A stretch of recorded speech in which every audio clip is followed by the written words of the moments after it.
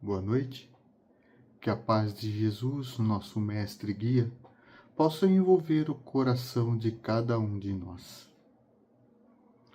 Hoje vamos refletir sobre um tema que nos toca intimamente em nossa jornada. A nossa reforma íntima como o caminho soberano para a libertação espiritual. Antes de iniciarmos, é importante compreendermos as diferentes formas como a influência espiritual se manifesta. Em O Livro dos Médiuns, Allan Kardec classifica, de forma didática, o processo obsessivo em 3 graus principais. É como uma escada que desce para um porão escuro. Cada degrau representa um aprofundamento da influência, e a nossa falta de vigilância nos faz descer por ela. Primeira, a obsessão simples. É o primeiro degrau. Ocorre quando um espírito se impõe causando aborrecimentos, sussurrando ideias pessimistas, provocando pequenos acidentes domésticos ou simplesmente criando uma atmosfera de irritação ao nosso redor. A pessoa percebe claramente que há uma influência externa.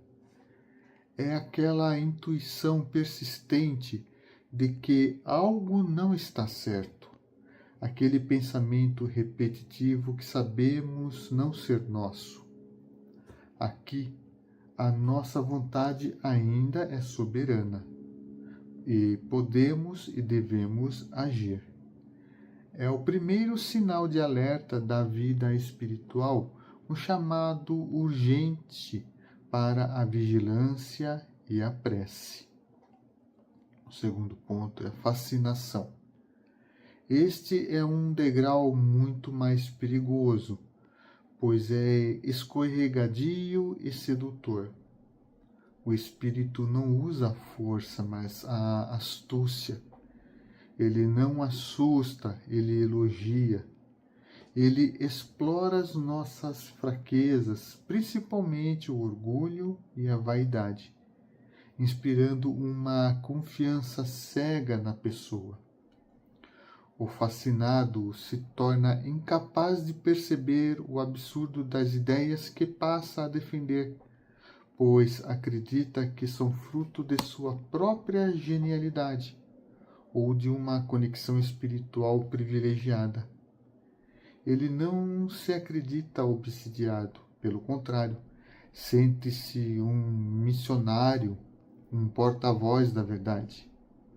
É o tipo de processo que pode levar um bom trabalhador a abandonar as suas responsabilidades, um pai de família a tomar decisões desastrosas, um estudioso a defender teorias estapafúrdias, sempre com a certeza absoluta de que está certo e que os outros não o compreendem. Terceiro, a subjugação. É o último e mais profundo degrau, a chegada ao porão escuro da alma. Aqui, a influência é tão intensa que paralisa a vontade da pessoa. A subjugação pode ser moral, quando o indivíduo é levado a tomar compromissos e decisões completamente contrárias aos seus próprios interesses e valores, como se uma força interna o obrigasse. Ou pode ser corporal, provocando tiques nervosos, movimentos involuntários, crises de agressividade ou depressão profunda, chegando até a atos que a pessoa em sã consciência jamais praticaria. É a perda temporária do governo da própria vida. Pois bem, Ao entendermos essa escalada, percebemos que a obsessão não é um evento, mas um processo que se agrava pela nossa própria negligência moral. E é por isso que a doutrina espírita nos chama à responsabilidade. Muitas vezes, ao nos depararmos com uma dessas aflições, nossa primeira reação é a de nos sentirmos como vítimas. A angústia, a irritação, a tristeza profunda nos levam a perguntar: por que eu? O que eu fiz para merecer isso? Essas perguntas são humanas, mas a doutrina espírita nos eleva a um novo patamar de compreensão. Ela nos ensina a olhar para as nossas aflições não como um castigo, mas como uma oportunidade. Em O Livro dos Espíritos, os espíritos superiores nos esclarecem que Deus, sendo a bondade suprema, não inflige castigo. O universo não opera por punição, mas por educação. Somos nós que, pelo mau uso do nosso livre-arbítrio em uma sucessão de vidas, traçamos para nós mesmos as consequências dos nossos atos. As aflições são, portanto, os remédios, por vezes amargos, que a vida nos oferece para curar as doenças crônicas da nossa alma, o orgulho, o egoísmo e o ódio.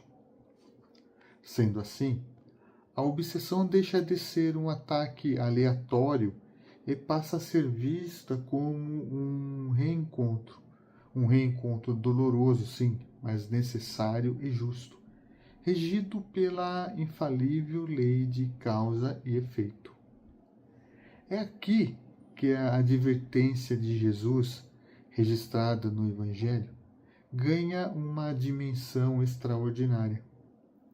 Reconciliai-vos o mais depressa possível com o vosso adversário, enquanto estáis com ele a caminho. Analisemos essa frase com o coração. Jesus não diz lutai ou expulsai o adversário. Ele diz reconciliai-vos. O verbo aqui é de união, de pacificação. E ele complementa, enquanto estais com ele a caminho. Mas que caminho é esse? É a jornada da vida presente, a bendita oportunidade da reencarnação que nos coloca, pela sabedoria divina, lado a lado com aqueles com quem temos débitos a saldar. Pode ser um familiar difícil ou um chefe implicante. O espírito que nos acompanha em um processo obsessivo não é um ser essencialmente mau. O que existe são irmãos nossos temporariamente estacionados na ignorância ou na dor. Imaginemos uma alma que, por nossa causa em outra vida, perdeu tudo o que amava. Essa alma, se ainda não despertou para o perdão, pode ter se cristalizado nesse sentimento de vingança, e a única razão de sua existência atual é nos encontrar para cobrar a dívida de dor. A perseguição de hoje pode ser o eco da nossa própria crueldade de ontem. Compreender isso é o ponto de virada. É o momento em que a nossa reforma íntima começa de fato. A pergunta-chave, então, se transforma radicalmente. Ela deixa de ser como eu me livro desse espírito e se torna, meu Deus, que ferramenta eu preciso desenvolver em mim para que a paz se estabeleça entre nós? O que preciso curar na minha alma para que ele também possa ser curado? Essa mudança de perspectiva é libertadora. Ela nos tira da posição passiva de vítimas e nos coloca na posição ativa de agentes da nossa própria cura. Pois bem, se a obsessão é um convite à reconciliação, qual é então a chave que abre a porta para essa paz? A resposta é uma das palavras mais profundas e desafiadoras do vocabulário de Jesus: o perdão. No entanto, precisamos compreender o perdão em sua essência espírita. Não se trata apenas de dizer eu perdoo. O verdadeiro perdão é uma energia, uma vibração que emitimos a partir da nossa alma. Quando Pedro pergunta a Jesus: Senhor, quantas vezes perdoarei a meu irmão? Até 7? Ele buscava um limite. A resposta de Jesus: não te digo até 7, mas até 70 vezes 7 vezes. 70 vezes 7 é um símbolo para o infinito. Significa perdoar sempre, perdoar completamente. E por quê?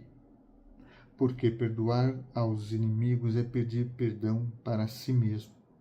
Cada ato de perdão é como uma gota de luz que lançamos em nosso próprio poço de sombras. É um investimento em nossa paz futura. Mas como isso funciona na prática? A resposta está na natureza dos fluidos que nos cercam. Quando nutrimos pensamentos de raiva, de mágoa, de ressentimento, nosso perispírito se reveste de fluidos densos que nos tornam sintonizáveis com espíritos que vibram na mesma faixa. É como se nosso campo energético se tornasse um pântano, atraindo seres que vivem na lama vibratória. Criamos o ambiente ideal para a obsessão. O perdão é o antídoto. A reforma íntima, neste contexto, é o trabalho consciente de mudar a qualidade de nossos pensamentos. É quando recebemos uma intuição de irritação e, em vez de alimentá-la, paramos e fazemos uma prece. Meu Deus, ampara este meu irmão que sofre, que a tua luz o alcance e lhe dê a paz, por exemplo. Essa prece não é mágica, ela é uma emissão de energia. Como nos mostra o espírito André Luiz em tantas de suas obras, a prece sincera cria um campo de luz ao nosso redor. Essa luz age como um escudo e, mais importante, alcança o espírito que nos persegue, não como um ataque, mas como um abraço. Muitas vezes essa emanação de amor é o primeiro elemento saudável que aquele espírito recebe em séculos de sofrimento. É o primeiro passo para o seu próprio despertar. Portanto, a nossa reforma íntima não beneficia apenas a nós. Ela é o maior ato de caridade que podemos fazer pelo nosso adversário de ontem. Ao perdoar, estamos usando a força mais poderosa do universo, a mesma que Jesus usou na cruz ao dizer: Pai, perdoa-lhes, porque não sabem o que fazem. Jesus não via inimigos, via irmãos ignorantes. Esse é o modelo da nossa reforma íntima. Mas como fazer isso no dia a dia? Por onde começar? A doutrina espírita nos entrega o tratamento. A primeira ferramenta é a prece. A conversa sincera com Deus e, importante dizer, a prece por nosso irmão obsessor. Pai, peço por esse meu irmão que sofre, que a tua luz o alcance e que ele encontre paz.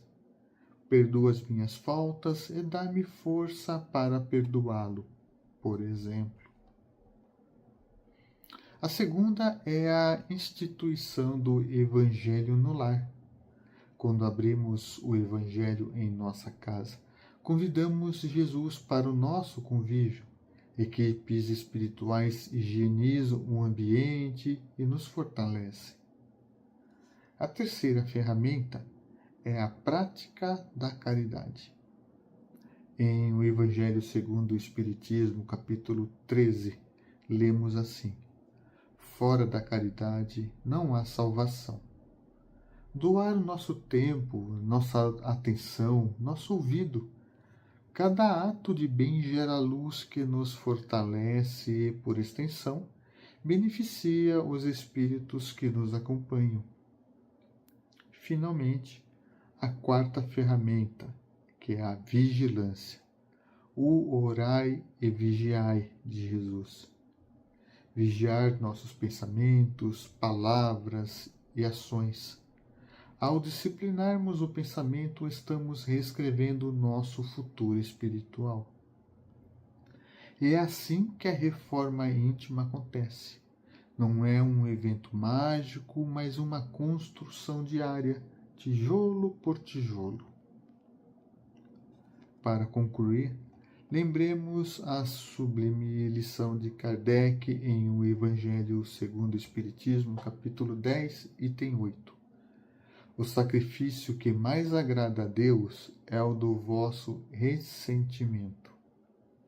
A cura definitiva da obsessão não acontece quando o obsessor é afastado, digamos assim. Ela acontece no momento em que o obsidiado, através da sua reforma moral, se eleva a tal ponto que não há mais sintonia para o ódio. A vingança se dissolve porque não encontra mais onde se agarrar. O laço de dor é finalmente substituído por um laço de gratidão. Que possamos, portanto, encarar as nossas aflições não como um fardo, mas como a bendita oportunidade de nos tornarmos pessoas melhores. Que possamos sacrificar o nosso orgulho e nosso ressentimento no altar do perdão, libertando nossos irmãos para, enfim, libertar-nos a nós mesmos. E para encerrarmos, gostaria de compartilhar com vocês a sensibilidade e a sabedoria contidas nos versos de Maria Dolores, que nos chegaram pelas mãos abençoadas de Chico Xavier, do livro Antologia da Espiritualidade, Cantiga do Perdão. Não te iludas, amigo, por mais se expandam lágrimas contigo, todo lamento é vão. Tudo o que tende para a perfeição, todo o bem que aparece e persiste no mundo, vive no entendimento harmônico e profundo através do perdão. Perdão que lembre o sol no firmamento, sem se fazer pagar pelo foco opulento, a vencer dia a dia a escuridão da noite insondável e fria, e a nutrir no seu longo itinerário o verme e a flor, o charco e o pó, o ninho e a fonte, de horizonte a horizonte, quanto for necessário. Perdão que nos destaque a lição recebida na humildade da rosa, bênção do céu, estrela cetinosa, que, ao invés de pousar sobre o diamante, desabrocha no espinho, como dizer que a vida, de caminho a caminho, não despreza ninguém, é bela, generosa, alta e fecunda, quer que toda a maldade se transfunda na grandeza do bem. Perdão que se reporte a brandura da terra pisoteada, esquecida heroína de paciência, que acolhe em toda parte os detritos da morte e sustenta os recursos da existência. Mãe escrava sublime de amor mudo, que preside em silêncio ao progresso de tudo. Amigo, onde estiveres, assegura a certeza de que o perdão é lei da natureza, segurança de todos os mistérios. Perdoa e seguirás em liberdade, no rumo certo da felicidade.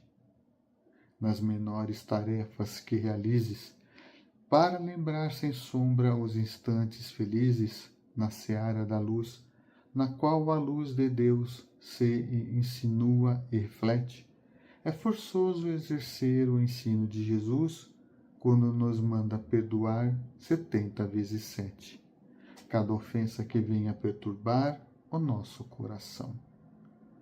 Isso vale afirmar, na senda de ascensão, que, em favor da vitória a que aspiras na luta transitória, é mais do que importante, é essencial que te esqueças, por fim, de todo o mal.